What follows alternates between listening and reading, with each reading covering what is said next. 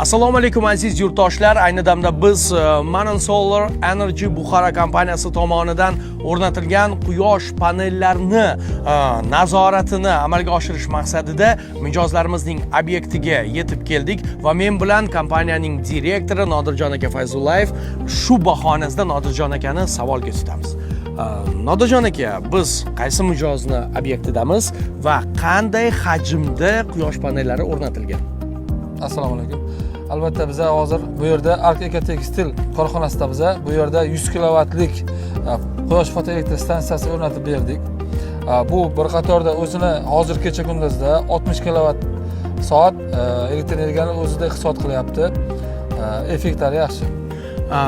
Shu effekti borasida bir oyda mijoz qanchalik daromadda iqtisodni amalga oshiryapti?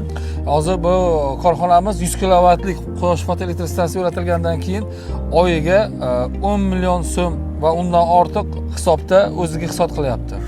Juda yaxshi va yana bir savolimiz bor. Bu menimcha muhim savol bo'ladi. Quyosh panellarini o'rnatilganida aynan graduslar va o'rnatilish joylarini nazorat qilish kerakmi, hisobga olish kerakmi yoki farqi yo'qmi? Albatta e'tibor berish kerak.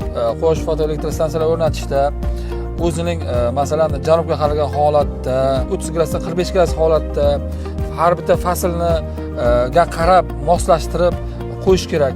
Maxsus e'tibor talab qiladi bu narsani o'rnatish uchun ham.